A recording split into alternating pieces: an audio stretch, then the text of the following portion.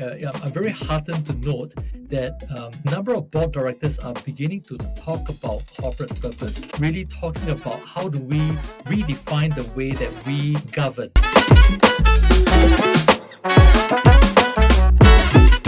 For the last several years, we have seen that leadership is not only defined by titles, roles, hierarchy. Today's leaders work very differently, and while the C-suite continues, we are seeing a new breed of executives who are choosing their own path. They are actually working not necessarily in one single organization. Sometimes they are working in a board, in an advisory capacity. Somewhere they are doing a fractional work. Somewhere they are doing interim work.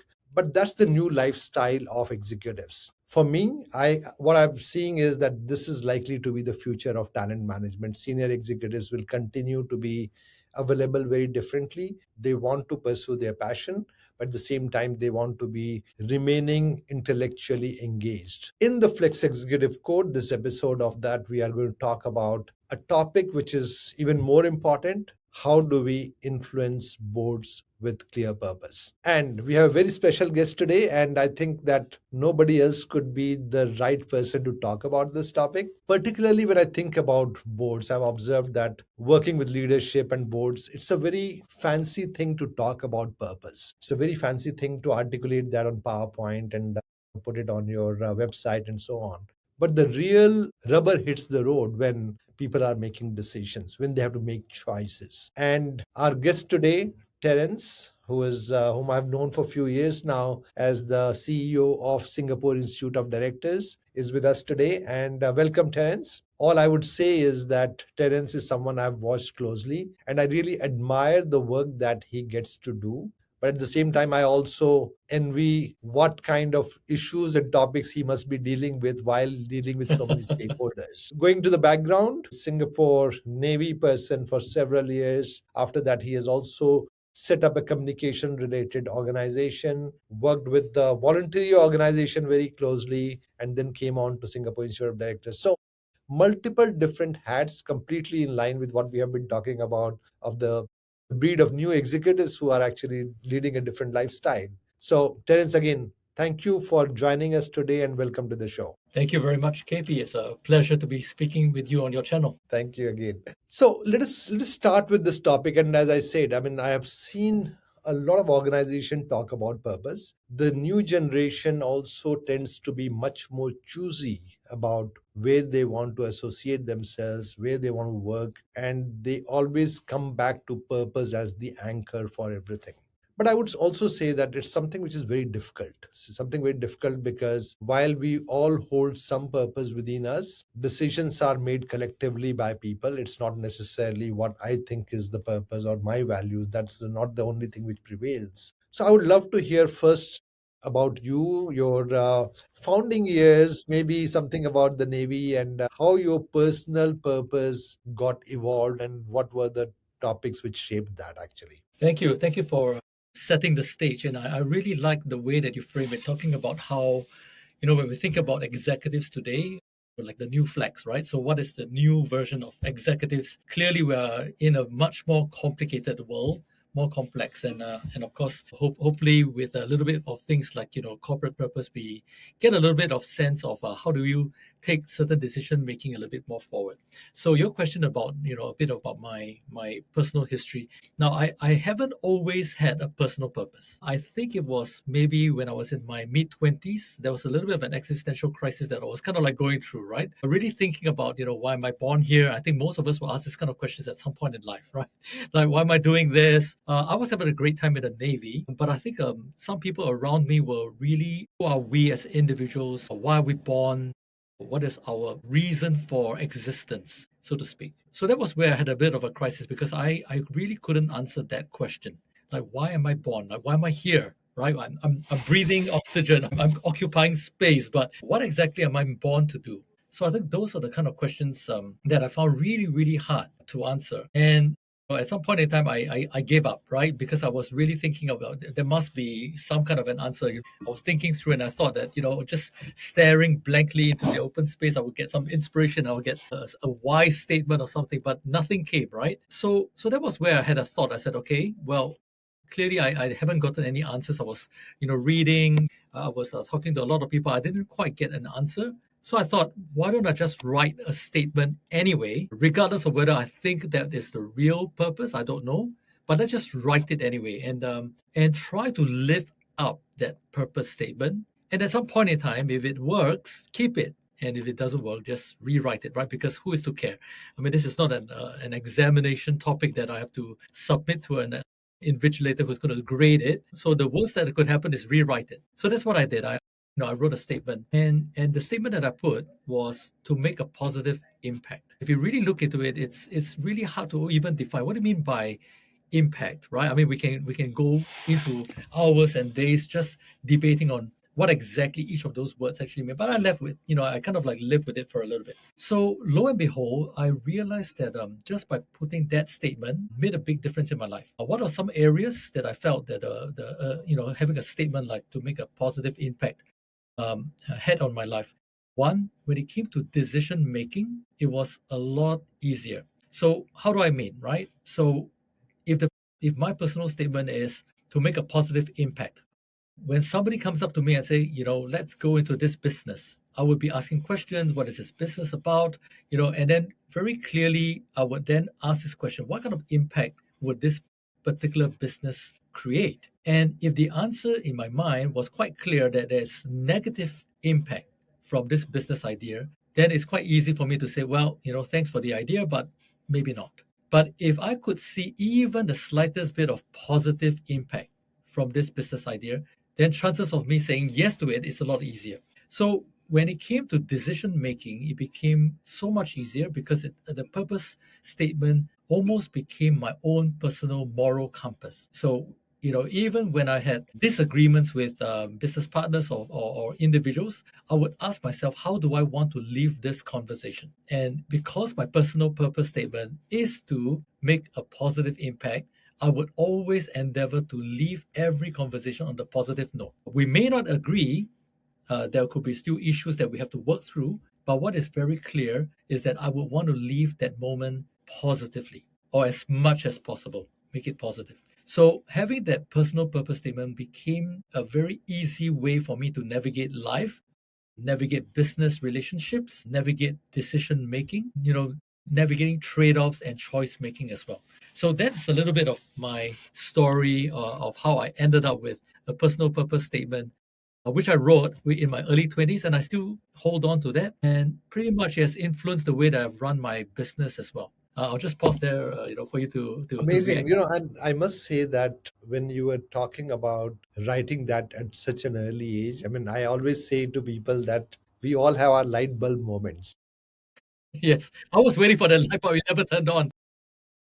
And my light bulb moment came much later in my life. Those who are able to get this early, I would say my son got it much earlier than I would have imagined, because he started to pursue soccer. But everybody gets it at some moment, and I can literally see when you are talking about you writing your purpose and your statement was almost like that light bulb moment that opened up a lot of doors and everything. And one thing I must again say, and when you mentioned that leaving a meeting or interaction at a positive note, I can endorse that for you, because that's what I admire, having seen you in action. Thank you. It's amazing how you are able to do that, because multiple different stakeholders and how you manage them is something that one should learn from. But we'll get to that later. I have one Sure. more question to ask you, because Yeah. writing a statement like this, which is of course broad, but at the same time it tends to give you clarity. Today, after having so many years of experience, I think we all are a little bit more wiser. But Mm-hmm. in your early age, early stage, also when you were with Navy, did you face moments where there was a tension in thinking about, okay, this is where I belong, this is my purpose, but I'm seeing something happening. I may have to make either a compromise or do something different. Personally, I'm talking about, did you have any of those moments which Yeah. actually kind of gave you a bit of inconvenience or discomfort? Yeah, so thanks for that question. I think when I wrote this personal statement, I was still in the Navy. And I must say that I'm really grateful for my time in the Navy because I think the Navy it's a really good example of an organization that is very purpose-driven, mission-led. So it's very clear. Everything that we do in the Navy has a very clear purpose. And in this particular case, the Singapore Navy, it really is about defending the seas of Singapore, right? Because without the seas, then you have no freedom. And when I was running, the different roles, playing the different roles in the Navy, clearly the Navy is also made up of a lot of people from different kinds of backgrounds. There's education, culture, and so on and so forth. So clearly, I think I picked up a lot of stakeholder management skill sets in the Navy, especially when I was playing the role of a leader, leading people who are much older, much wiser than I am, simply because I'm holding a slightly different rank from them. So I would say that there will always be situations where I don't necessarily agree, or that, like you said, right? Tension in terms of the way that we make certain trade-offs. That in terms of our approaches, the way that we will approach managing a project, for example. But because we are all very clear about the mission, we're all very clear about what is the entire purpose of why we exist as a Navy. I think that made decision making as a group of very diverse individuals very easy, because I could have a completely different idea from you, but when we bring our ideas up to the satellite point, and that satellite point being what is common, right?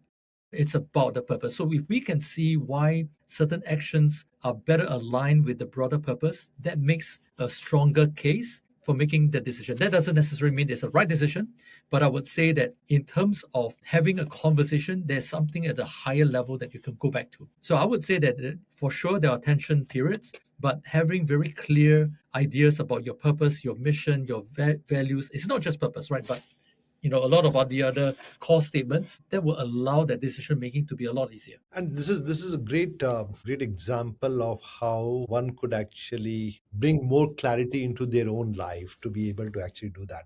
But I'll switch gears here, Terence. And when I visualize your work, of course, what you're doing today is a very different type of work. But even the company that you set up, communication is an area where a lot of companies look for help in articulating their thoughts, their mission or values, or and even if they have something in mind, they look for professional help. And I'm sure you would have done multiple different type of work, either supporting, guiding, or advising companies on how to be more clear in their articulation. And then I'm also talking about the other connection that you have with the volunteering organization, where again this becomes the biggest thing of being able to take the agenda forward. I would love to hear how the dots get connected in terms of what the organizations are trying to do, because I'm assuming, for example, a board in a company which is talking to you as will have 7 different people, 5 different people, all carrying very different type of thought process, purpose, Yeah, and you are trying to also align them to be able to bring one common thing. that's right. What have you seen now? Give us some stories without naming the companies if you want to share. Yeah. How does it work and how does it come into being? Yeah, well, you just asked a very big question, so I'm going to try to figure out how we can tackle this very big question, right? But I would say that we just go on the topic of purpose. So again, let's go back to definition. So when we think about purpose, the simple way to explain it is, why do you exist? Why are you doing this? And that's very different from objectives, missions, and goals, which is really about defining what do you actually do. So we talk about purpose is why, the why do you exist? So if you take purpose, you can look at it at a few levels. So one, obviously at the individual level. So whether I'm the CEO or I'm the board director, what is my purpose? Why am I here? Why did I take on this leadership position? Why did I join this particular board? So all of us will have our own backstories. All of us will have our own histories, our experiences, and our own ambitions, our visions, and that's perfectly fine. But one thing that's really helpful would be to understand, why do you even decide to be, either a leader, a CEO, or a board director of this particular organization. So I think that's the first level. And then obviously you can look at the level of the organization itself, right? So why does this organization exist? So to give an example, if I am a company that is a bank, there are many banks in the world, and most banks pretty much do the same thing, right? I mean, they facilitate finance, right? But how do banks differentiate one from the other? So what makes you so different from your competitors, if you like? So that's where, if you can crack the code of your DNA, more specifically, if you can define your corporate purpose, then that's going to be a competitive advantage. And of course, a good case study that I'll always use would be DBS. And if you think about DBS, I had a pleasure of like listening to Piyush Gupta, who was then the CEO, when he talked about how, as a bank, at one point in time, he and his board were, going through meetings and they were thinking about how do we really think about the competitive advantage of the bank. And a long story short, they stumbled upon the concept of making banking joyful.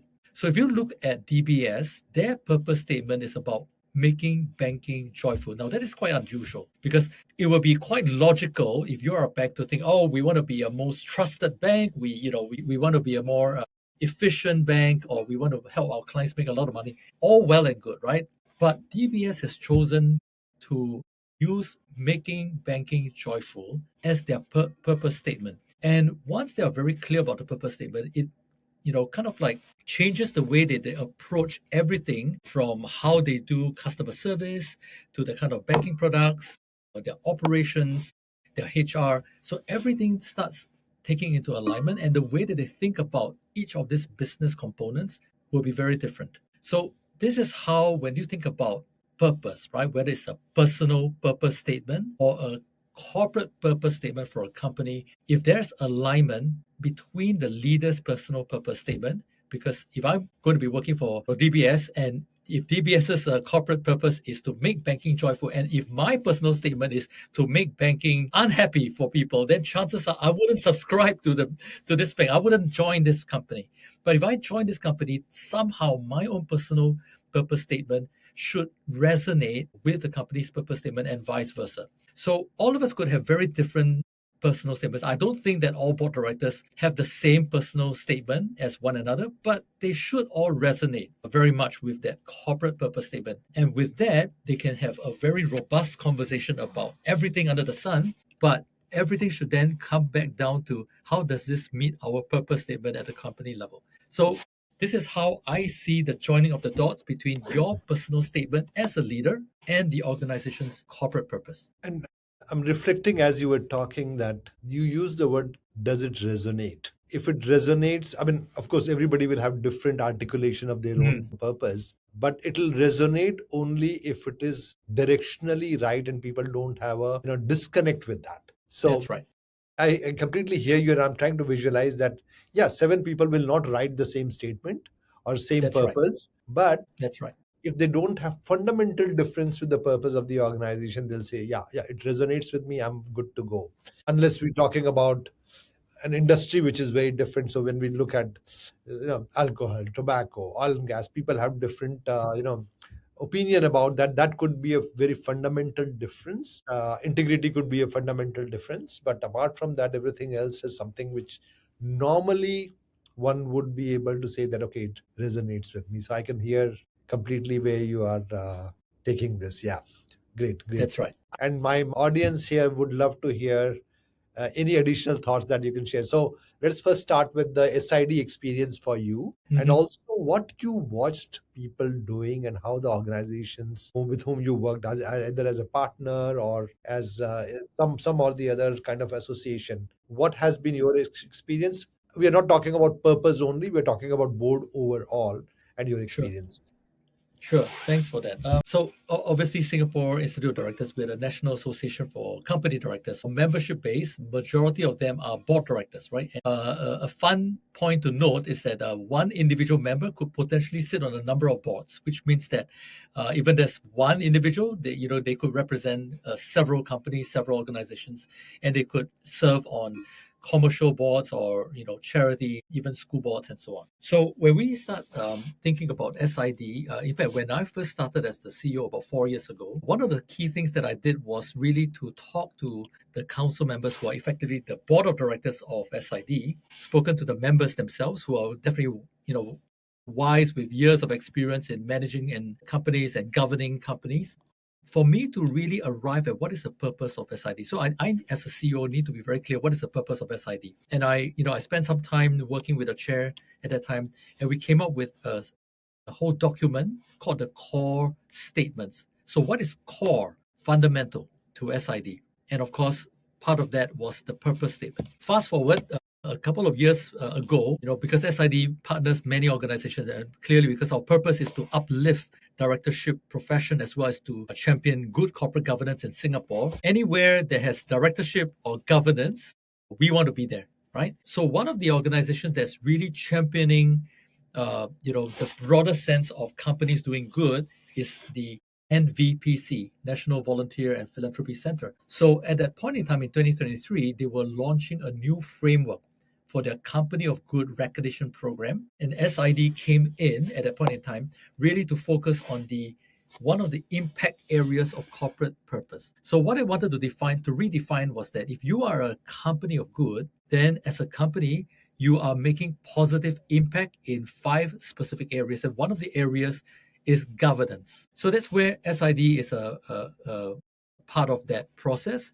And I was invited to be a judge on the Company of Good recognition system. So I had the pleasure of hearing companies present to the panel of judges. How are they living up to their corporate purpose, and how does their corporate purpose really make a positive impact on society, the economy, governance, people, and the environment? So together with my conversations with my members, as well as sitting into some of these judging sessions, I would say that I'm very heartened to note that a number of board directors are beginning to talk about corporate purpose, really talking about how do we redefine the way that we govern. So if we take a step back and think about the role of the board directors who have fiduciary duties, their main role really is to govern. And to govern really is to think in terms of how do we ensure that our organization conforms with the existing rules and regulations. But not only that, how do our company also perform as well as transform? So that is the main role of the director. And if you start thinking about a board that's usually made up of a number of individuals from different backgrounds and expertise and experiences, then chances of board conversations having very diverse kind of conversations would be very, very high. And that's where I'm beginning to hear companies or board directors really revisiting the purpose of their organizations and also asking questions like, why are we doing all these things, especially when I think in your the earlier part of your this podcast, you already highlighted that the world is changing, and people are having high expectations of companies in terms of the environmental impact, the societal impact, and also whether or not they are well governed. So I would say that there's a general sense that boards today, beyond just being aware of things like environment impact, governance, social impact, even talking about things like corporate purpose, they are also actually taking action. So it's no longer just about all talk, but really making decisions. And especially today, where things are getting more complex with the advent of AI, new technology, and a big push on sustainability. That's where boards are getting more and more complex questions that they need to answer, and therefore it's a time where they are using more of such things as corporate purpose as a way to remind themselves where are we actually heading in order for us to preserve and enhance the value of their organization. So that's the kind of observations that I'm having, and I think it's very heartening to observe this positive development. Awesome, awesome. And you're absolutely right. I mean, with so much happening around and governance being the biggest focus for you as an organization, I think that's the biggest support people can get. In terms of the capability, at the same time, also in terms of perspective. And I really admire some of the work that SID continues to do, and I'm very fortunate to be part of your organization in different capacity. But it's good to be connected, good to be able to see what's happening, and the impact that it's having is something which is certainly immense. It's touching a lot of people and also touching a lot of companies who are looking for help. So really great work. Since it will be unfair on my part not to ask for some tips from you, for particularly for the people who are in the space of what I call flex executive economy, basically Mm, trying to be either on the board or advisory, fractional, interim. I always tell the people, and I have over 6,000 people on board matchup platform. I mhm, always suggest that in your respective country, being part of an organization like SID makes you connected the right way, of course.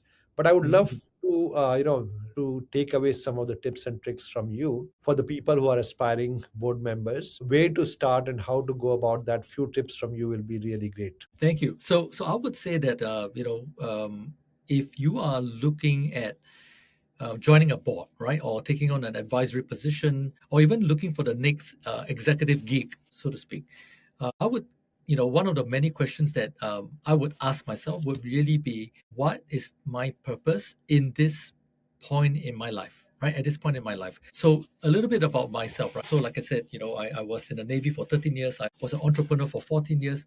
So this particular season of my life is in directorship. And that's the reason why I'm in SID, because everything just falls nicely.